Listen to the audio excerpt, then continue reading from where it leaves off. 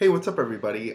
So today, I kind of have a topic I want to talk about, and this all spawned off reading an article by Tom Brevoort.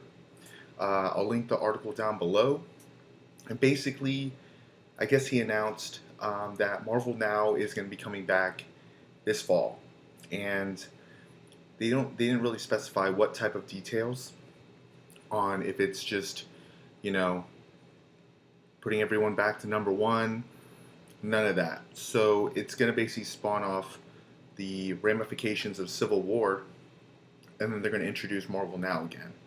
Um, so reading that article, and um, Tom Brevoort gave some good points about why they've been sticking with this model for a while, and some of those reasons are, they're very valid. So I wanted to take that, his relaunch or their model, and see if DC could maybe implement it. Will it work?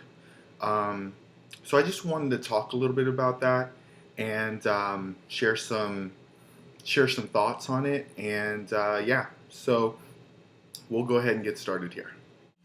All right. So I have a couple points I want to hit here in regards to Marvel Now and this kind of seasonal plan and DC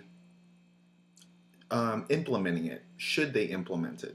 That's kind of the main thing um, the main question, and I want you guys to comment down below and give me your thoughts about it. So hear me out here. So Marvel kind of does their maybe 8 to 12 issues of a series, sometimes a little more depending on the title, um, and also depending on sales as well. So DC, and here's kind of like my plan. DC could use the 1 year benchmark, like Marvel has, and with the double shipping, you'll have 24 issues that'll come out in 1 year. Um, and to me, that's actually a very good sweet spot for relaunching a title. Um, with Marvel, one of my main gripes with these seasonal ones is that it's 12 issues. There's not a lot of content that comes through. There's not I feel like there's a lot of open questions after some of these relaunches, and then you just have to buy a number one to kind of get the answers. But I feel like with DC, with 24 issues, you can kind of tell a story and kind of let a creator, kind of get to tell their story the whole way. Um, so I think that could be very beneficial for DC in kind of using that double shipping to their advantage, because you're putting all that content out. Um, so basically, what you could do is do the 24 issues, do the 1 year benchmark of books, and then do the whole Rebirth Part Two, kind of implement the Watchmen, and then kind of do their relaunch again with new number ones. You can do same creative teams, new creative teams. It doesn't matter. And one of the good things about this seasonal change is also the different creative teams we get, the different type of creators we get on certain books. Um, it leaves open opportunities for a lot of characters to be written by different writers and also drawn by different artists. So I would love to see, we're seeing Tom King write Batman. I would love to see another creator, take the mantle on it as well within a year. The thing with Snyder and Capullo, and I mean, it was an epic run of Batman, but I mean, 52 issues, 4 years of Batman, you know, there were some points where I was like, I think we're ready for a new one. And I think a year, a creator getting a year on a certain character um, is kind of like that's kind of like the sweet spot for me, in my opinion. Um, you know, Just depends on how good they do the book. So that's kind of like that's kind of the way DC could do it, and I think they'd be really successful at it. I know that I know that with the New 52, we had some certain creative teams that changed on pretty big books. So I went to comiccron.com, which is kind of like um, for comic book sales and stuff like that.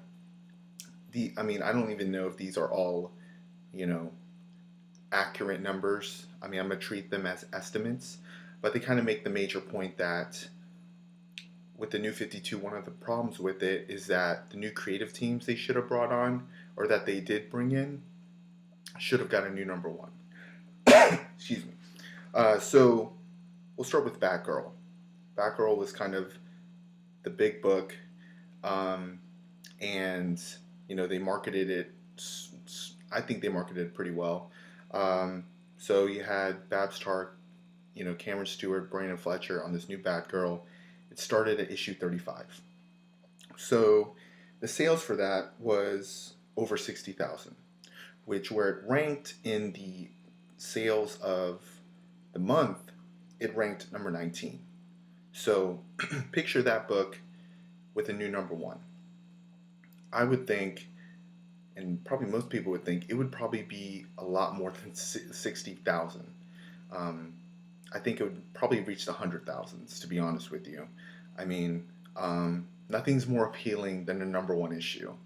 And having a number 35 be your number one issue, you're just leaving a lot. You're leaving a lot on the table that you could do with promotions and stuff like that.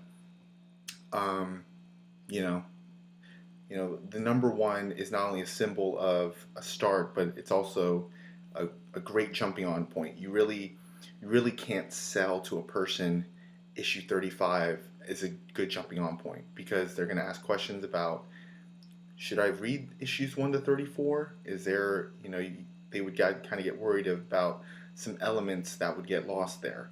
And, that's definitely an example that it should have been a number one, and sales would have skyrocketed, to be honest with you. I think it'd be a lot, it would push 100,000. So another book, Wonder Woman. Azzarello's run ended issue 35. We got the new creative team of David Finch, Meredith Finch on 36, and just kind of, from what we know now and what our opinions of the book, it should have been number one. Wonder Woman should have got a number one issue. For the sales, it was 58,000, or 58,000 plus. So that ranked 18th in sales. And if Wonder Woman came out with a number one, again, it would push 100,000. That's kind of like the kind of the same thing with most of these creative teams that happened in the New 52. If you gave these creative teams a number one issue, the exposure of the book would be it would be greater. Because there's many times I go to the store and they have a Marvel and DC section, and Marvel always has, a couple number ones issues coming out. But for DC, especially in the New 52, you really had to do your research. You really had to know when a new creative team was going to come in. And for new readers, just seeing the number one is like basically the light bulb. It's like, oh, okay, this is a new issue, new a new story. So that's why I want kind of DC to implement what Marvel's doing, because not only going to bring new readers, but also going to give more creators time on books, but also can move and shift to different books, which is some of the talent that they've hired so far to be exclusive. I would love to see Sam Humphries on a Superman book or stuff like that. I just don't want these creators to get bogged down on one character. As much as you would think that their stories are really good. I mean, and I hope all these stories are really good. And Um, I just want, creators. I really can't speak for them. So I mean, for me, I just want, different variety, different flavors of Batman, different flavors of the Green Lantern, through different, perspectives of writers and artists. Um, so that's why I think the Marvel seasonal thing can work really well with DC. So those are kind of like my thoughts on in regards to that. Um, I'll put the link down below to the article so you can kind of read what Tom Brevoort had to say about his plan and some points he had to make in regards to the state of the industry and why they're doing it and why they keep doing it. And I think that DC should learn from the New 52 and not implement that and just kind of take a little bit of what Marvel's doing and implement it in themselves into how they're putting these books out. So let me know your thoughts down below if you have any comments or anything like that. Just wanted to kind of make this vlog or kind of topic video because it's something that kind of came up as I was reading that article. Um, so let me know in the comments down below how you guys feel about it. Would you, are you kind of open to that type of idea, or did you like this? Do you want these, these issues to go on to 40, 50, 60, all the way through? Because basically in 2 years, if they do this double shipping thing, we're going to be at issue 48, 49, 50. So I just wanted to put it out there. So thank you guys for watching. More videos coming soon, and I will see you guys later. Peace out.